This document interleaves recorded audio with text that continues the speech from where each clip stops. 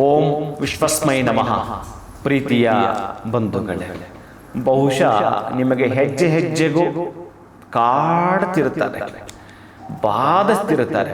ಹಗಲನ್ನದೇ ರಾತ್ರಿ ಎನ್ನದೇ ಈ ಶತ್ರುಗಳು ಯಾವ ಕಾರಣಕ್ಕೆ ಅವರು ಶತ್ರುಗಳು ಇಟ್ಕೊಂಡ್ರೋ, ಯಾವ ಜನ್ಮದ ತಲೆನೋವೋ, ನೀವು ಒಂದೇ ಮಾತಲ್ಲಿ ಹೋಗಯ್ಯ, ಸಾಕು ಮುಚ್ಕೊಂಡು ಹೋಗಯ್ಯ ಅಂತ ಹೇಳಬಹುದು. ಅಷ್ಟು ಶಕ್ತಿಯನ್ನು ಕೊಡ್ತಾನೆ ನೀವು ಪ್ರಾಮಾಣಿಕವಾಗಿರ್ತಾರೆ. ಅಂತಹದ್ದು ಈ ಶನಿವಾರ ಷಷ್ಠಿ ಎಂದು ಶತ್ರುಗಳನ್ನು ಕೂಡ ಸೆದೆಬಡಿತಕ್ಕಂತಹ ದಿನವಾದ್ದರಿಂದ ಆ ಶತ್ರುಗಳು ನಿಮ್ಮ ತಂಟೆಗೆ ಬರಬಾರದು ಅಂತಂದರೆ ಈಗಾಗಲೇ ನಾನು ಮಹತ್ತರವಾಗಿರೋದು ಕೊಟ್ಟಿರ್ತೇನೆ. ಅದರಲ್ಲೂ ಷಷ್ಠಿ ನಿಮಗೆ ಗೊತ್ತಿರುತ್ತೆ, ಈ ಶನಿ ಎನ್ನುವ ಜಾತಕದಲ್ಲಿ 3ನೇ ಮನೆ 6ನೇ ಮನೆ 6ನೇ ಮನೆ ಮತ್ತು ಪವರ್ಫುಲ್. ಅದಕ್ಕಾಗಿ ಷಷ್ಠಿ ಬಿದ್ದಿದೆ ಅಂತಂದರೆ ಶನಿವಾರದ ಎಚ್ಚೆತ್ತುಕೊಳ್ಳಿ ಪ್ರೀತಿಯ ಬಂಧುಗಳೇ. ಅದರಲ್ಲೂ ನಾರಸಿಂಹನ ಮಂತ್ರ ಹೇಳ್ಬಿಡ್ತೇನೆ ಅಂತಂದರೆ ಇನ್ನಿಲ್ಲ. ಆ ನಾರಸಿಂಹನ ಮಂತ್ರವನ್ನು ಶನಿಶ್ಚರ ಹೇಳ್ತಾನೆ. ಏನು ಅದ್ಭುತ ಅಂತಂದ್ರೆ ಅಂತಹ ಅದ್ಭುತ ಹೊಂದಿರುವಂಥ ಮಂತ್ರ ಪ್ರೀತಿಯ ಬಂಧುಗಳು. ಅದಕ್ಕಾಗಿ ನಾರಸಿಂಹ ಸ್ವಾಮಿ ಗಾಯತ್ರಿಯನ್ನ ಶನಿಶ್ಚರ ದೇವಸ್ಥಾನ ಕುಳಿತು ಹೇಳುವಂಥದ್ದು.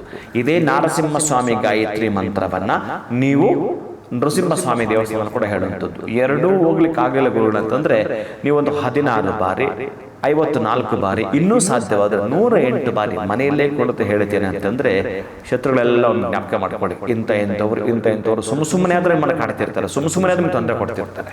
ಯಾಕಂದ್ರೆ ಅವ್ರ ಬಲ ಇದೆ ಅಂತ ಬಲಹೀನರ ಮೇಲೆ ಪಡ್ತಿರ್ತಾರೆ. ಯಾಕಂದ್ರೆ ಸಾಮಾನ್ಯ ಸಾಲ ಕೊಟ್ಟವನು ಅವ್ನು ಯಾರೇ ಆಗಿದ್ರೆ ಮೇಲ್ಮುಖವಾಗಿ ಮಾತಾಡ್ತಾನೆ, ಸಾಲ ತೆಗೆದುಕೊಂಡು ಸ್ವಲ್ಪ ತಲೆ ಬಗ್ಗಿಸಿ ಮಾತಾಡ್ತಾನೆ. ಇದನ್ನೇ ಎನ್ಕ್ಯಾಶ್ ಮಾಡ್ಕೊಂಡು ಇದನ್ನು ಮಾತಾಡ್ಲಿಕ್ಕೆ ಹೋಗ್ತಾರೆ.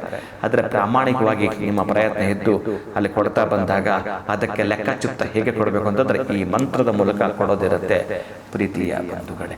ಓಂ ವಜ್ರ ನಖಾಯ ವಿದ್ಮಹೆ ತೀಕ್ಷ್ಣ ಖಡ್ಗಸ್ತ್ರಾಯ ಧೀಮಹಿ ತನ್ನೋ ನಾರಸಿಂಹ ಪ್ರಚೋದಯಾತ್.